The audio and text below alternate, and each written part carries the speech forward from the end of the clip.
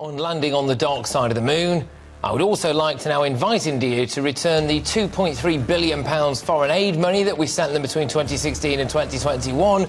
We're also set to give them £57 million next year, but I think the British taxpayer should keep hold of that, don't you? We should not be giving money to countries with a space programme.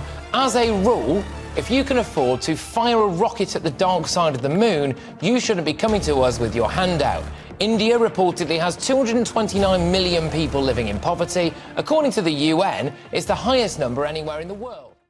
नमस्कार दोस्तों, आज मैं लेके आई हूँ भारत को सोने का चिड़िया क्यों कहा गया है। अच्छा, इससे पहले जो आपने वीडियो देखा होगा उसमें यूके मीडिया ये कहती है कि उन्होंने भारत को $2.3 मिलियन दिया है। तो इस पे भी चंद पंक्तियों को लाई हूँ। अगर आपको अच्छा लगे तो कमेंट्स कीजिएगा और हमें लाइक कीजिएगा। तो सुनिए, भारत को सोने का चिड़िया क्यों कहा गया है। भारत में संगठन है, विश्वास है, बलिदान है, अपनापन है, प्रेम है। यूके मीडिया कहता है भारत को दिए हैं लगभग $2.3 मिलियन। हम कहते हैं वो भी हमसे ले लो, हम कहते हैं वो भी हमसे ले लो, पर उद्देश्य तुम्हारा था देने का भारत में केवल धर्म परिवर्तन। पर उद्देश्य तुम्हारा था देने का भारत में केवल धर्म परिवर्तन। उसमें भी तुम्हें असफलता मिली, उसमें भी तुम्हें असफलता मिली। हम कहते हैं तुमने जो दिया उससे भी कुछ ज़्यादा ले लो, तुमने जो दिया उससे भी कुछ ज़्यादा ले लो, पर तुमने जो लूटा हमसे $45 ट्रिलियन लौटा सको तो वो भी हमें लौटा दो। और जो शान बनाए हो महारानी विक्टोरिया के माथे का, वो कोहिनूर का हीरा लौटा सको तो वो भी हमें लौटा दो। भारत कल भी सोने की चिड़िया थी, आज भी सोने की चिड़िया हैं, और हर कल में सोने की चिड़िया से गूंजेगा भारत।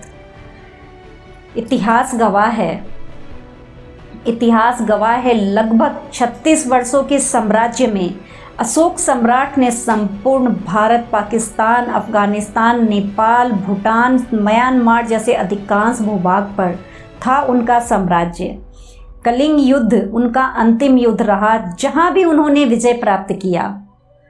पर जब उनके करुणामय हृदय में बेगुनाहों के मौत की अनुभूति हुई, जहां नवबोध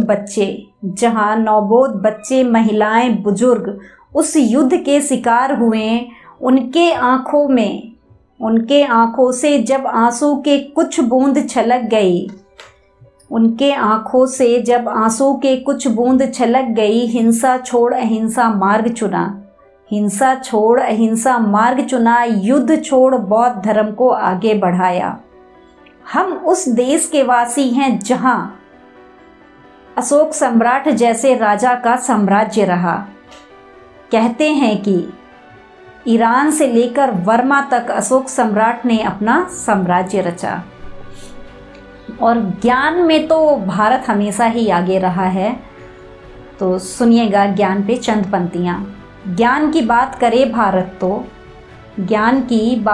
भारत तो प्राचीन काल से विक्रमशिला, तक्षशिला, नालंदा जैसे विश्वविद्यालय गढ़ हैं भारत में। और आज भी विश्व का सबसे बड़ा विद्यालय है भारत में। अर्थशास्त्र के रचयिता हों या दशमलव शून्य के आविष्कारी, ये सब हैं भारतवासी। 21वीं सदी में भी चंद्रयान 3 को दक्षिणी ध्रुव पर उतारकर इतिहास रचा है भारत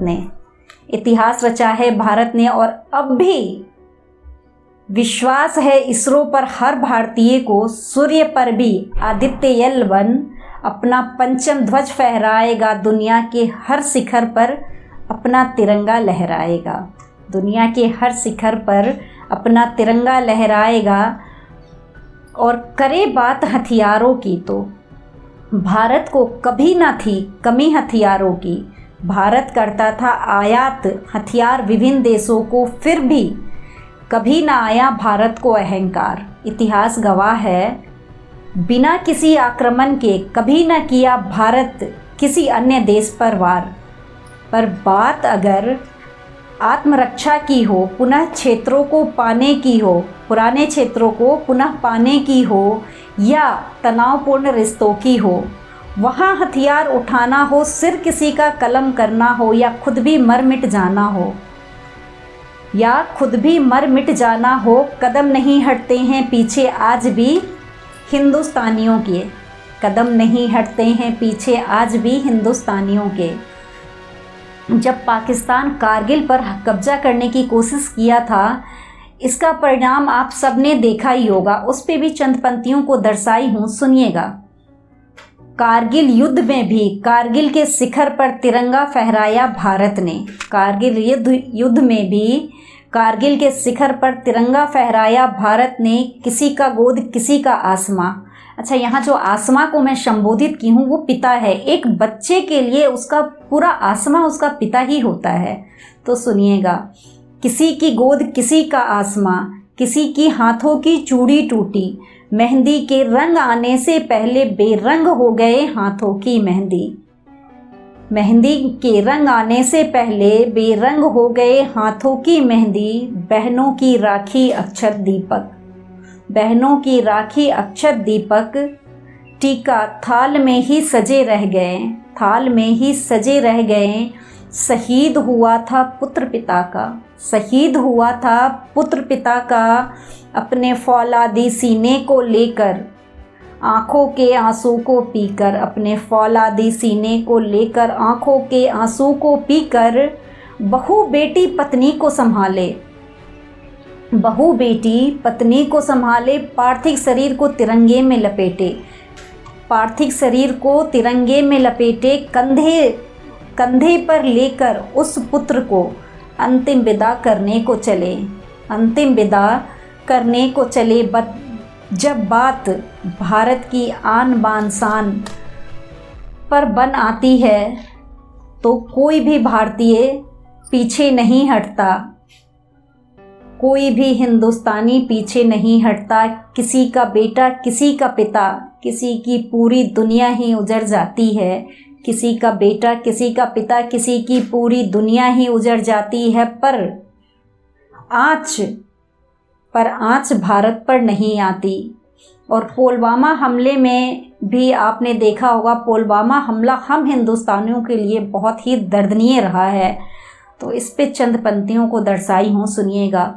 जहाँ कई देशों में प्रेम के रंग में रंगे हुए थे प्रेमी प्रेमिकाएं, वहीं हमारे जवान लहू लुहान हो रखे थे।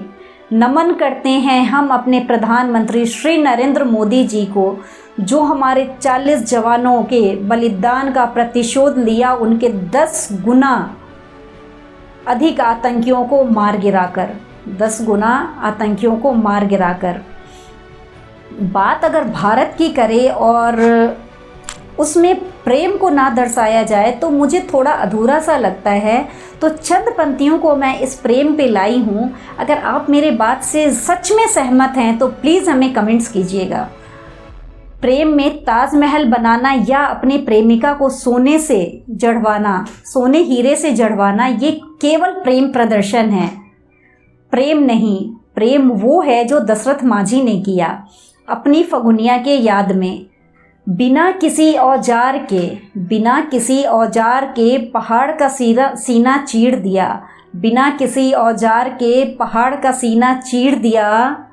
सड़क बनाया सरल उन्होंने बस पत्नी के प्रीत में, सड़क बनाया सरल उन्होंने बस पत्नी के प्रीत में। जनता कहता था पागल उन्हें, जनता कहता था पागल उन्हें, पर वो थे प्रेम दीवाने, पर वो थे केवल प्रेम दीवाने। 22 वर्षों के संघर्ष में राह उन्होंने सरल बनाया। अभी भी गाथाएं गाई जाती है दशरथ मांझी की। जब जब उस राह से गुजरे कोई स्मरण होगा केवल प्रेम दीवाने दशरथ मांझी का, स्मरण होगा केवल प्रेम दीवाने दशरथ मांझी का। तो आज के लिए इतना ही काफ़ी है दोस्तों। अगर आप हमारे बात से, इन सब बातों को अच्छा लगे और हमारे बात से सहमत हैं तो हमें सराहना दीजिएगा और हमारे वीडियो को शेयर कीजिएगा। जय हिंद, जय भारत।